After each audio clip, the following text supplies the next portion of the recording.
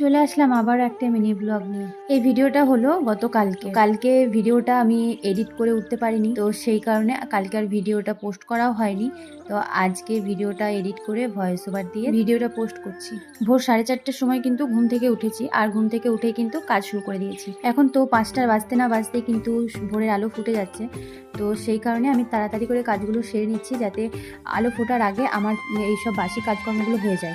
এখন তো সবাই ঘুমিয়ে আছে, সবাই ঘুম থেকে ওঠার আগে কিন্তু ঘরটা শুকিয়ে যাবে। ঘর মোছার পরে যদি কেউ ওই ভেজা ঘরে পায়ের ছাপ ফেলে, আমার কিন্তু খুবই রাগ হয়, কারণ আমি কষ্ট করে ঘরটা পরিষ্কার করলাম, তারপরে যদি পায়ের দাগ হয়ে যায় আমার কিন্তু একদম ভালো লাগে না। সেই কারণে আমি যখনই ঘর মুছি তখনই কিন্তু ফ্যানটা চালিয়ে দিই। আজকে যেহেতু সবাই ঘুমিয়ে আছে, আজকে আর ফ্যানটা চালাইনি। সমস্ত কাজ সারতে সারতে কিন্তু সকালও হয়ে গিয়েছিল। তারপরে আমি স্নান সেরে চলে এসেছি, আর আজকে কিন্তু একটা শাড়ি পরে নিয়েছি। রোজ রোজ তো নাইটিই পরি, কিন্তু আজকে যেহেতু একটা পুজোর দিন তার জন্য কিন্তু শাড়ি পরে নিয়েছি। আর বর কিন্তু এখনও ঘুমাচ্ছিল, তো বরকে ডেকে দিলাম যে তাড়াতাড়ি উঠে পড়ো, অনেকটাই বেলা হয়ে গেছে। তো সেটা বলে আমি আবার নিচে চলে গেলাম, যেহেতু অনেক কাজ আছে। তো ঠাকুর ঘরে চলে আসলাম, আর ঠাকুর ঘরে এসে প্রথমে কিন্তু ঠাকুর ঘরটা পরিষ্কার করে নিয়েছি। তারপরে আমি গোপালকে শয়ন থেকে তুলিয়ে দেবো। আর আজকে তো পুজোর দিন, আবার একসাথে একাদশী, নীল পুজো আর একাদশী একসাথে পড়েছে।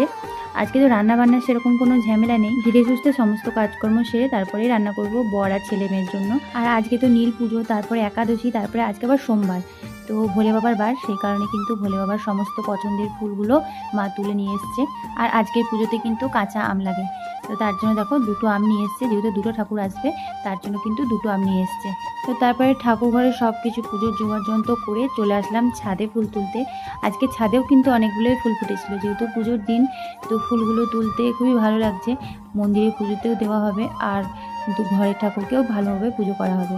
আমার বাড়িটা যেহেতু একদম রাস্তার ধারেই, তাই যখনই ভয়েস ওভার দিতে যাই তখনই কোনো না কোনো শব্দ, কোনো না কোনো গাড়ির আওয়াজ চলেই আসে, তো বারবার কেটে কেটে তারপরে কিন্তু ভয়েস ওভারটা দিতে হয়। যাই হোক, আমার তো ফুল তোলা হয়ে গেছে। তারপরে কিছুক্ষণ পরে কিন্তু দেখো ভক্তরা চলে এসেছে ঠাকুর নিয়ে।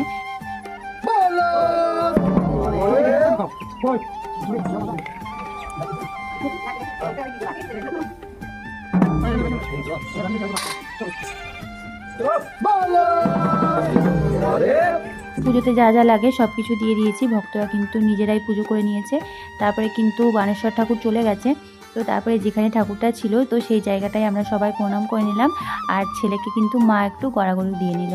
তো এরকম ছোট বাচ্চারা থাকলে কিন্তু ঠাকুমারা এরকম গড়াগড়ি দিয়ে দেয়। তো তারপরে কিন্তু আমি রান্না বান্না সেরে নিয়েছি, আর যেহেতু উপোস করেছিলাম তার জন্য কিন্তু আর আমি ভিডিওটা কন্টিনিউ করতে পারিনি। তো তারপরে বিকেলবেলায় রেডি হয়ে নিয়েছি, এখন যাব মন্দিরে। মন্দিরে আসার কিছুক্ষণ পরেই কিন্তু